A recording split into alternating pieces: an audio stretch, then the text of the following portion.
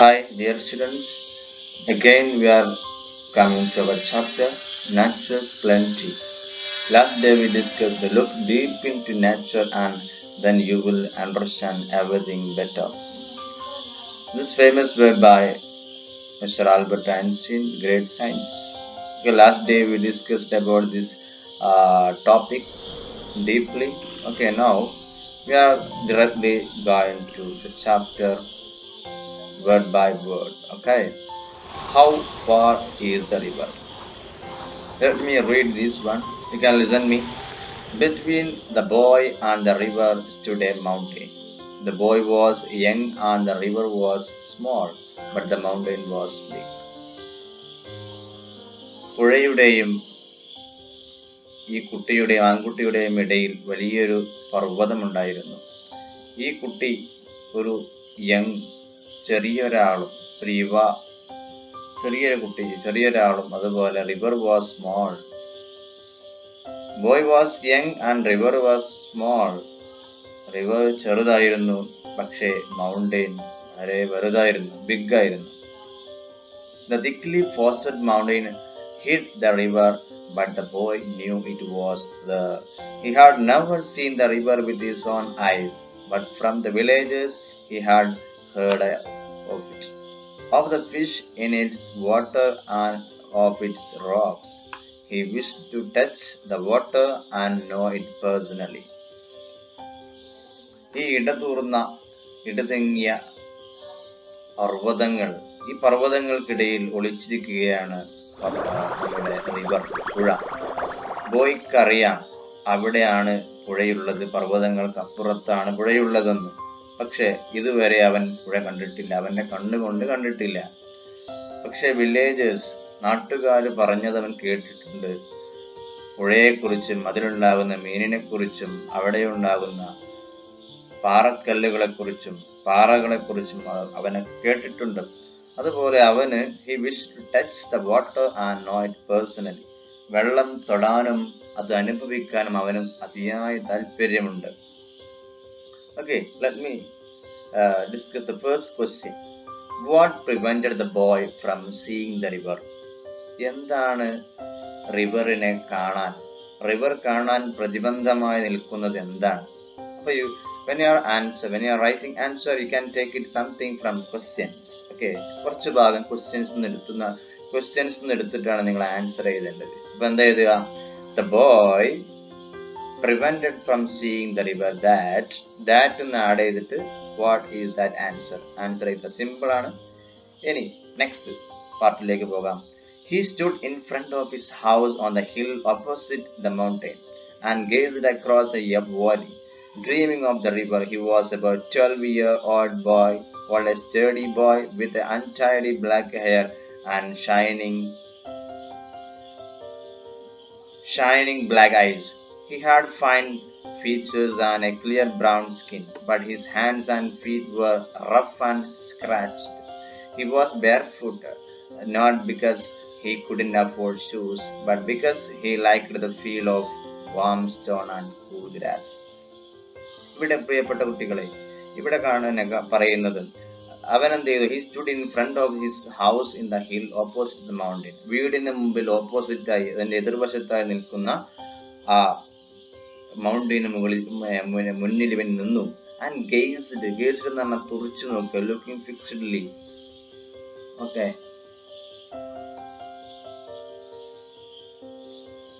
Look ഇന്റന്റ്ലി, അങ്ങനെ തുറിച്ചു നോക്കി, ഇങ്ങനെ നോക്കി അങ്ങോട്ട് നോക്കി ഇങ്ങനെ ഇരിക്കുന്നവന് അവനെന്ത് ചെയ്യുന്നു? ഡ്രീമിംഗ് ഓഫ് ദ റിവർ, പുഴയെ പറ്റി സ്വപ്നം കണ്ടിരിക്കുന്നു.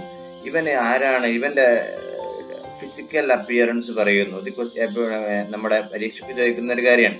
He was about 12 years old boy, 12 വയസ്സുള്ളൊരു കുട്ടിയാണ്. സ്റ്റേഡി ബോയ്, അതുപോലെ ഒരു ഓർഗനൈസ്ഡ് അല്ലാത്ത ഒരു ആളാണ് എന്ന് പറഞ്ഞാൽ നമുക്ക് പെട്ടെന്ന് കാണുന്ന സമയത്ത് അൺഓർഗനൈസ്ഡ്, ഒരു ശരിയായ രൂപത്തിലല്ല ഇവൻ നടക്കുന്നത്. അതുപോലെ with untidy black hair and shining black eyes, ഇവന്റെ മുടി ഒന്നും ശരിക്ക് ചീകി ഒതുക്കി വെച്ചിട്ടില്ല. അതുപോലെ ബട്ട് കണ്ണുകൾ നല്ല തിളക്കമുള്ള കറുത്ത കണ്ണുകളാണ്. He had fine features and clear brown skin ആണ് ഇവന്റെ skin, brown colour. Hand and feet were rough and scratched. കൈകളും കാലുകളും റഫും ആണ്, അതുപോലെ സ്ക്രാച്ച്ഡും ആണ്. സ്ക്രാച്ച്ഡ് എന്ന് പറഞ്ഞാൽ ചെറിയ ചെറിയ വിള്ളലുകളും അതുപോലെ കാര്യങ്ങളൊക്കെ വീണിട്ടുണ്ട്. കാരണം നമ്മുടെ പാടത്ത് കൂടെയും അതുപോലെ വീടിന്റെ മുറ്റത്ത് കൂടെയും നടക്കുന്ന കുട്ടികൾക്ക് അങ്ങനെയൊക്കെ ഉണ്ടാകുമല്ലോ. He was ബെയർഫൂട്ടഡ്. ബെയർഫൂട്ടഡ് എന്ന് പറഞ്ഞാൽ ചെരുപ്പില്ലാത്ത ആളായിരുന്നു. Not because he could not afford shoes, അവന് ഷൂസ് വാങ്ങാനുള്ള യാതൊരു സംവിധാനവും ഇല്ലായിരുന്നു. But because he liked the feel warm stones and cool grass. പക്ഷെ എന്നിട്ടും അവൻ ഇഷ്ടപ്പെട്ടു ഫീൽ വാം, ചൂടുള്ള കാര്യങ്ങളൊക്കെ ചെയ്യുവാൻ. ചൂടൻ കാര്യങ്ങൾ എന്ന് പറഞ്ഞാൽ warm stones and cool grass എന്താണ് പറയുന്നത്?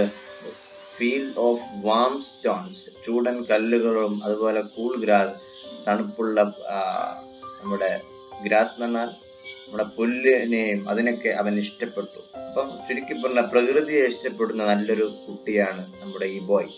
Next one. It was 11 o'clock and he knew his parents would not return home till evening. He knew that his parents only will come back only after evening or until evening. There was a loaf of bread he could take with him.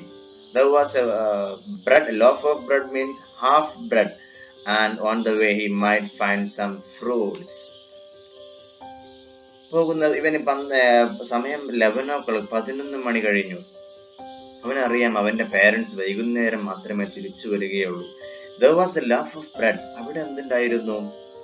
ബ്രെഡിന്റെ ഒരു പകുതി ഭാഗം ഉണ്ടായിരുന്നു, പകുതി bread, കുറച്ച് bread ഉണ്ടായിരുന്നു. He could take with him. അതെന്ത് ചെയ്തു? അവൻ എടുത്തു. And on the way he might find some fruits. അങ്ങനെ പോകുന്ന സമയത്ത് എന്തെങ്കിലും ആവശ്യം വന്നേക്കാം, അതുപോലെ ഫ്രൂട്ട്സും ഇവന് കിട്ടിയേക്കാം എന്ന് കരുതിയിട്ട് എന്ത് ചെയ്തു? അതിൽ കൂട്ടി തിന്നാൻ ഉദ്ദേശിച്ചിട്ടായിരിക്കും ഇവൻ എന്ത് ചെയ്യുന്നത്? ഈ ബ്രെഡ് എടുക്കുന്നത്. ഇനി question, second question. What did the boy hear about the river from the villages? What did the boy hear about the river from the villages? നാട്ടുകാരടുത്ത് നിന്ന് എന്താണ് ഇവൻ പുഴയെ പറ്റി കേട്ടിട്ടുള്ളത്? എന്താണ് കേട്ടിട്ടുള്ളത്? അത് സെക്കൻഡ് പാരഗ്രാഫിലുണ്ട് answer. Third question. Why did the boy like to walk barefoot? എന്തുകൊണ്ടാണ് ഇവന് ചെരുപ്പില്ലാതെ നടക്കാൻ ഇഷ്ടപ്പെടുന്നത്? Next part.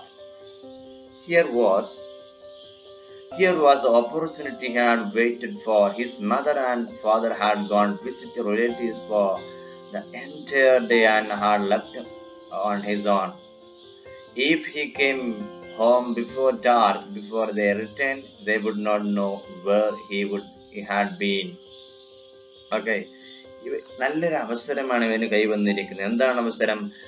പാരൻസ് മടങ്ങി എത്തുന്നതിന് മുമ്പ് ഇവന് പാരൻസ് റിലേറ്റീവ്സിനെയും മറ്റു പലരെയും ആ ദിവസം മുഴുവൻ കാണാൻ പോയിരിക്കുകയാണ്. അവര് മടങ്ങി എത്തുന്നതിന് മുമ്പ് തന്നെ ഇവന് പുഴയിലേക്ക് സഞ്ചരിക്കാനുള്ള വല്ലാത്ത ഒരു അവസരമാണ് കൈവന്നിരിക്കുന്നത്. നല്ലൊരു ഓപ്പർച്യൂണിറ്റിയാണ്. They would not know where he had been. ഇവർ തിരിച്ചു വരുമ്പോഴേക്കും ഇവർക്ക് അറിയാൻ പറ്റത്തില്ല ഇവരെവിടേക്കാണ് പോയത് എന്ന്. Okay. Next word. He went into the house and wrapped the loaf in a newspaper. Then he closed all the doors and windows. Okay. He went into the house. വീട്ടിന്റെ ഉള്ളിലേക്ക് പോയി and wrapped എന്ന് പറഞ്ഞാൽ പൊതിഞ്ഞു the loaf in a newspaper. Then he closed all the doors and windows. അങ്ങനെ ചെയ്തു, വിൻഡോസും ഡോർസും എല്ലാം close ചെയ്ത് പിന്നെ ഇറങ്ങുകയാണ്. The path to the river dropped steeply in the valley, then rose and went round the big mountain. It was frequently used by the villagers, the woodcutters, milkmen and mule drivers, but there were no villages beyond the mountain or near the river. ഈ വഴി സ്റ്റീപ്പി ആയിരുന്നു. സ്റ്റീപ്പി എന്ന് പറഞ്ഞാൽ എന്താണ്? കുത്തനെയുള്ള ഒരു വഴിയായിരുന്നു. വെർട്ടിക്കലായ വഴിയായിരുന്നു, സ്ലോപ്പായ വഴിയായിരുന്നു, വീഴാൻ പാകത്തിലുള്ള വഴിയായിരുന്നു. ആൻഡ് ബിഗ് മൗണ്ടൈൻ ചുറ്റും ഇവൻ നടക്കുകയാണ്. The rose and went around the big mountain. It was frequently used by the villagers. പലപ്പോഴായി ഇടയ്ക്കിടയ്ക്ക് വില്ലേജേഴ്സ് യൂസ് ചെയ്യുന്ന വഴിയാണിത്. അതുപോലെ വുഡ് കട്ടേഴ്സ് മരംവെട്ടുകാരും, മിൽക്ക് മാൻ പാൽക്കാരും, അതുപോലെ മ്യൂൾ ഡ്രൈവേഴ്സ് കുതിരയുടെ ഡ്രൈവേഴ്സും. കുതിര ഡ്രൈവേഴ്സ് എന്ന് പറഞ്ഞാൽ കുതിരക്കാരൻ ഉപയോഗിക്കുന്ന. But there were no villages beyond the mountain or near the river. പുഴയുടെ അടുത്തോ അതുപോലെ ഈ മൗണ്ടെയിന്റെ പർവ്വതത്തിന്റെ അങ്ങേപ്പുറത്തോ ആരും ഒരു മനുഷ്യനുമില്ലായിരുന്നു. Question, how did the boy get a chance to see the river? എങ്ങനെ ഈ കുട്ടിക്ക് പുഴ കാണാനുള്ള ചാൻസ് ലഭിക്കുന്നത്? എന്ത് സംഭവിച്ചവിടെ? പാരന്റ്സുമായി ബന്ധപ്പെട്ട് എന്തോരം സംഭവിച്ചിട്ടുണ്ട്. അതായത് ഇവിടെ fifth question we are coming next para. The boy passed a woodcutter and asked him how far it was to the river. The woodcutter was short but powerful man with a creased and weathered face and muscles that stood out in hard ugly limbs. അദ്ദേഹത്തിന് ഈ കുട്ടിയെ ഒരു would cutter, ഒരു മരം വെട്ടുകാരൻ pass ചെയ്തു പോകുന്നു. ആ മരം വെട്ടുകാരന്റെ പ്രത്യേകത എന്താണ്? അദ്ദേഹത്തോട് ചോദിച്ചു, how far it was A river? പുഴയിലേക്ക് എത്ര ദൂരമുണ്ട്? അതാണ് നമ്മുടെ പാഠത്തിന്റെ ഹെഡിങ്ങിന്റെ അർത്ഥം. എത്ര ദൂരമുണ്ട്? The woodcutter was a short കുറിയ മനുഷ്യനായിരുന്നു, ബട്ട് പവർഫുൾ മാൻ ആയിരുന്നു. With a creased and creased means wrinkled, ചുളിഞ്ഞൊരു മനുഷ്യൻ. ചുളിഞ്ഞ ചുപ്പിന്റെ വെച്ച വയസ്സായ ഒരാളാണ്. ആൻഡ് വെതേർഡ് ഫേസ്, മുഖമൊക്കെ വെച്ച് ഉള്ളറിയ ആളാണ്. And muscles that stood out in hard ugly lumps. Ugly lumps എന്ന് പറഞ്ഞാൽ ഒരു പ്രത്യേക ഷേപ്പ് ഇല്ലാത്തൊരു മനുഷ്യൻ, ഒരു ഡാർക്കായ മനുഷ്യൻ. ഇയാളാണ് ഈ വുഡ് കട്ടർ. കാരണം മരം വെട്ടുകാര് അവരുടെ ജോലിയുമായി ബന്ധപ്പെട്ട് അത്തരം ഒരു രൂപത്തിലായിരിക്കുമല്ലോ സാധാരണ ഉണ്ടാകാറ്. അയാൾ പറഞ്ഞു 7 miles, he said, which was fairly accurate. Why do you want to know?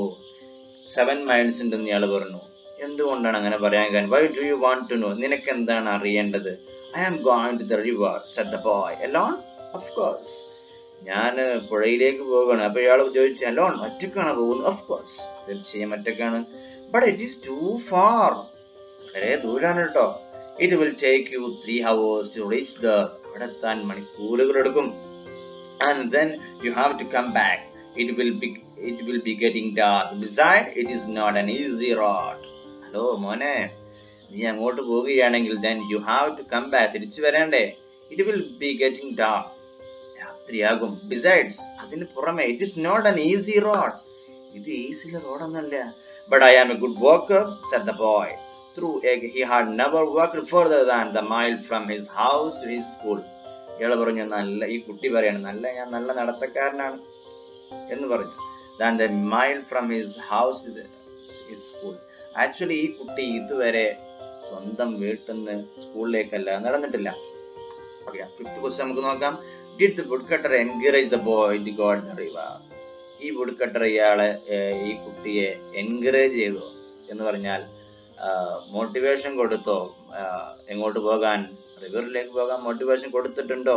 Yes or no? Answer ആണ് എഴുതേണ്ടത്. Okay, next one. The path was steep and the boy had run most of time. ഈ path വഴി സ്റ്റീപ്പായിരുന്നു, നേരത്തെ പറഞ്ഞല്ലോ. It was dizzy, winding path and he slipped twice.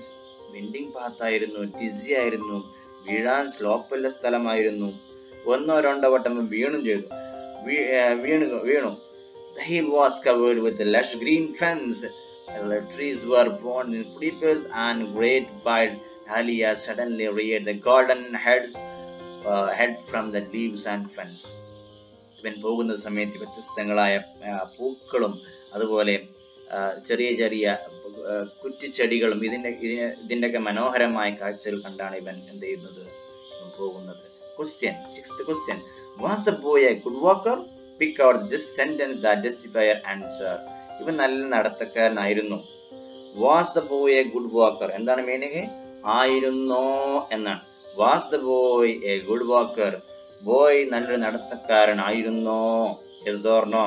Okay, answer ആണ് എഴുതേണ്ടത്. Pick out the sentence that justifies your answer. Which sentence you are justifying that answer? You can write down that sentence only here. Okay, next one. Soon, പെട്ടെന്നതാ, the boy was in the valley and the path straightened and rose. Straightened ആയിട്ട് നേരെയുള്ള വഴിയാണ്, അതുപോലെ പിന്നെ ഉയർന്ന വഴിയാണ്. He met a girl who was coming from the opposite direction. പെട്ടെന്നൊരു പെൺകുട്ടിയെ കണ്ടു. ഓപ്പോസിറ്റ് ഡിറക്ഷൻ ആ കുട്ടി നടന്നു വരുന്നു. She held A long curved knife with which she had been cutting grass. നീണ്ട കത്തിയുണ്ട്, പുല്ലരിയാൻ വന്ന കുട്ടിയാണ്. The bangle she wore music when she moved her hands, but it was as though the hands spoke a language of their own. What is that? The bangle she wore made music. ഇവള് ധരിച്ച ആ വള പ്രത്യേക music പുറപ്പെടുവിക്കുന്നു. When she moved her hand, it was though the hands spoke a language of their own. അതിന്റെ പ്രത്യേകമായ ഒരു language ഇങ്ങനെ മുഴങ്ങി കേൾക്കുന്നു ഇവൾ നടക്കുന്ന സമയത്ത്. ഇവൻ ചോദിച്ചു, how far is to the river? asked the boy. The girl had obviously never been to the river. Actually, she never seen the river. ഇവൾ ഒരിക്കലും പുഴ കണ്ടിട്ടേ ഇല്ല. Or she may have been thinking of another one, because she said 20 miles without any hesitation. ഇവളൊന്നും ചിന്തിക്കാതെ simple ആയിട്ട് പറയാം 20 miles ഉണ്ട്. നേരത്തെ മറ്റേ ആള് പറഞ്ഞത് എന്താണ്? വിടുക്കട്ടെ 7 miles. ഇവള് പറയുന്നു 20 miles. ഇവള് വേറെ എന്തൊക്കെയോ ചിന്തിച്ചുകൊണ്ടാണ് പറയുന്നത്. The boy left and ran down the path. ഇവൻ ചിരിച്ചു and ran down the path. A parrot suddenly screeched. Parrot തത്ത വന്ന് സ്ക്രീച്ച് ചെയ്തു പോയി. Flew low over his head. A flash of red and green. The bird disappeared amongst the trees. അങ്ങനെ പക്ഷി എന്ത് ചെയ്തു? ട്രീകൾക്കിടയിൽ മറഞ്ഞു. Among, നേരത്തെ നമ്മൾ ബിറ്റ്വീൻ നമ്മൾ ഉപയോഗിക്കൽ എപ്പോഴാണ്? രണ്ട് വസ്തുക്കൾക്കിടയിൽ എന്ന് പറയുമ്പോഴാണ് നമ്മൾ ബിറ്റ്വീൻ ഉപയോഗിക്കുക. amongst എന്ന് പറഞ്ഞാൽ ഒരുപാട് വസ്തുക്കൾക്കിടയിൽ എന്ന് പറയാനാണ് amongst ഉപയോഗിക്കുക. Okay, question. The hands spoke a language of their own. What does the expression mean? ആ വള അവളുടെ ലാംഗ്വേജ് പറയുന്നു. എന്താണ് ഈ എക്സ്പ്രഷന്റെ അർത്ഥം? What is your answer? You can write your own answer, no problem. Any answer, don't worry about mistakes. You can write down. Next one. A trickle of water came from hillside and the boy stopped to drink. The water was cold and sharp but very refreshing. However, it seemed to have the effect of making him more thirsty. The sun was shrinking his side of chin. Okay. And the dusty path became hotter and stones scorching the boy's feet. He was sure that he had gone halfway. He had walked for over an hour. A trickle of water. വെള്ളത്തിന്റെ തുള്ളി ഇവൻ എന്ത് ചെയ്യുന്നു? മലമുകളിൽ നിന്ന് വീഴുന്നു. Boy stopped to drink. കുടിക്കാൻ വേണ്ടിയാണ് നിന്നു. പക്ഷേ വെള്ളം എന്തായിരുന്നു? നല്ല തണുപ്പായിരുന്നു, നല്ല ഷാർപ്പായിരുന്നു, നല്ല റിഫ്രഷിംഗ് ആയിരുന്നു, നല്ല ഫ്രഷായ സാധനം, അതുപോലെ നമുക്ക് കുടിക്കാൻ പറ്റുന്ന സാധനം. However, it seemed to have an effect of making him more thirsty. ഇവന് നല്ല ദാഹമുണ്ടായിരുന്നു. The sun striking his side of the hill and dusty path became hotter. നടന്നു പോകുന്ന പാതകളൊക്കെ നല്ല ചൂടായിരുന്നു. കാരണം സൂര്യൻ കുത്തി വരുന്നുണ്ട്, സൂര്യൻ നന്നായി അടിക്കുന്നുണ്ട്, സൂര്യപ്രകാശം. അവൻ പകുതി ദൂരം he had gone halfway. പകുതി ദൂരം ഇപ്പോൾ അവൻ പിന്നിട്ട് കഴിഞ്ഞു. He had walked for over an hour. ഒരു മണിക്കൂറോളമായി ഇവൻ ഇപ്പോൾ നടന്നുകൊണ്ടേയിരിക്കുകയാണ്. Eighth question. Identify the expression used the author to describe the flow of water. ഈ third paragraphിലുണ്ട്. എങ്ങനെയാണ് 1, 2, 3, 4 fourth paragraphിലുണ്ട് ആൻസർ. ഈ റിവറിന്റെ ഫ്ലോ എങ്ങനെയാണ് എന്ന് പറയുന്ന വരി ഏതാണ്? ആ വരി ജസ്റ്റ് ഒന്ന് എടുത്ത് എഴുതാനാ പറഞ്ഞത്. Okay. Describe the flow of water. Which one is that? ഏതാണ് ഓതർ ഇവിടെ എഴുത്തുകാരൻ ഉപയോഗിച്ചത്? ഏതാണ്? Next one. Presently he saw another boy ahead of him driving a few gourds down the path. How far is the river? he asked. The village boy smiled in a friendly way and said, oh, not far, just round the next hill and straight down. ഈ കുട്ടിയോട് ഇവൻ ചോദിക്കുന്നു how far is the river? അപ്പൊ ഇവന്റെ simple ആയിട്ട് answer എന്താണ്? The village boy smiled in a friendly way and said, not far, വലിയ ദൂരൊന്നുമില്ല, just round the next hill and straight down. കുറച്ചങ്ങോട്ട് പോയാൽ just round the next hill, ഈ next ഹില്ലിനൊന്ന് just round and straight down, നേരെ താഴോട്ട് പോയാൽ മതി. The boy feeling hungry unwrapped his loaf of bread and broke into halves. ഇവന്റെ അടുത്തുള്ള bread പുറത്തെടുത്തു, രണ്ട് ഭാഗാക്കി, എന്നിട്ട് എന്ത് ചെയ്തു? അത് broke in halves. half എന്നതിന്റെ പ്ലൂറൽ ഫോം ആണ് halves, രണ്ട് ഭാഗാക്കി. Offering one portion to the village boy, they sat on the hillside and ate in silence. ഇവർ രണ്ടുപേരും അത് തുറന്ന് നന്നായിട്ട് കഴിക്കാൻ തുടങ്ങി. Let me wind up here. We will continue in next class. Okay, thank you.